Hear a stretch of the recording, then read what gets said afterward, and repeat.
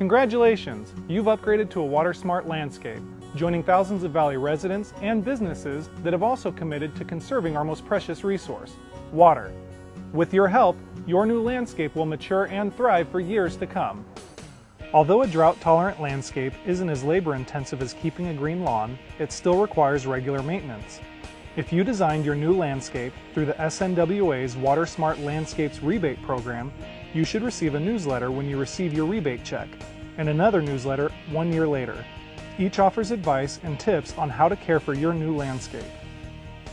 The biggest difference between taking care of a brand new landscape compared to one that's been in for years is just the way you approach it. It's mostly observation for that first year. You want to keep an eye on your plants and see how they're responding to the environment in which they've now found themselves. Oftentimes Las Vegas is a very different climate than what they've grown up in a nursery in San Diego or in Arizona under shade cloth. So here it can be a bit stressful. But the main thing about that first year is to watch and resist the urge to do much in the landscape. The one thing you should really do is pay attention to your soils and your irrigation. Those plants, when they go in the ground, have a very limited root system, and it takes time for those roots to spread out into the surrounding soil. To get them to do that, you need to have water out there, but it's still going to take time. New plants need extra water as they get established in their environment. Mandatory watering restrictions allow for the extra watering of new plants for the first 30 days. But be careful not to overdo it. Both overwatering and underwatering can damage plant leaves. The biggest mistake people make with their new water-smart landscape is overwatering after the first month. Your drip system will need to run on a longer cycle than your old sprinkler system because it delivers water more slowly. But after 30 days, the SNWA recommends that you water 1 day a week in winter, 2 days a week in spring and fall, and 3 days a week in summer. Remember, deep watering is more important than frequency, so check soil for moisture and adjust watering times accordingly. You'll need to water plants more if the first 2 inches of soil are dry. Hand water stress landscaping anytime, which is permitted under watering restrictions. When keeping an eye on your new garden, it's important to know what the plants are telling you in terms of stress they might show. Overwatering and underwatering has a tendency to show up on the edges of leaves right here on the margin. First, the leaf will wilt and hang down. It's very pliable. It doesn't have the same stiffness as a well-watered leaf. And the thing is, overwatering and underwatering both show these same symptoms. Then after a while, what happens is the damage shows up as dead tissue around the leaf margin, the leaf edge. Now that's very different than sunburn on the leaves, which is pretty common, especially for new plants in southern Nevada. And here we have an example of sunburn. You can see that the damage is not here on the edge of the leaf, but rather in these central areas. And because these plants are often grown in other climates or under shade cloth, when they first come here to southern Nevada, it's just a lot more sun exposure, and so this kind of damage is pretty normal.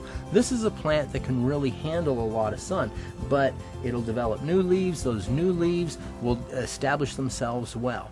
You or your landscaper should adjust your irrigation clock after 30 days. But as the property owner, you are responsible for complying with mandatory watering restrictions.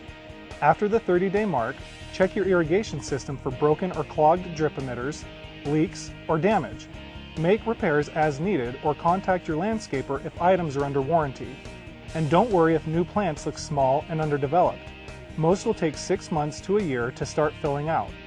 At 1 year, you'll want to evaluate how your plants have grown, including older trees and shrubs that existed before your upgrade, and prepare to make adjustments to your irrigation system.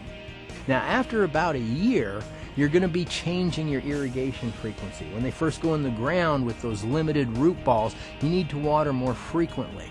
But over time, as those roots expand out from that initial root ball into surrounding soil, you're going to water less frequently, but you're going to give them nice deep soaks. And you also need to make sure that if you don't already have the emitters outside of that root ball, that you add them, so that that water resource is there, so the roots will grow into it and be able to support all that foliage.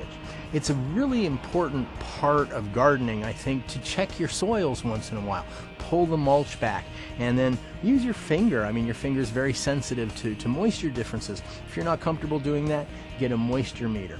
The other thing I think that's really significant is that you want to get the desert trees less water. So about a year after planting, take that emitter or those emitters off of the root ball. The less water desert trees get, the slower they grow, which is a good thing. That means for a stronger, healthier tree. Equally important is making sure water gets to the plant's root zone. As plants and shrubs grow, move emitters outward. Reposition current emitters and/or add additional emitters so that 50 to 75% of the expanding root zone area under the plant or tree canopy gets water. After you've had your landscape for a year, you'll need to refresh worn patches of organic or rock mulch. Organic mulches may need to be refreshed more often. Don't forget to remove stakes and ties for all but the most fragile plants. Stakes left on trees too long can actually inhibit growth.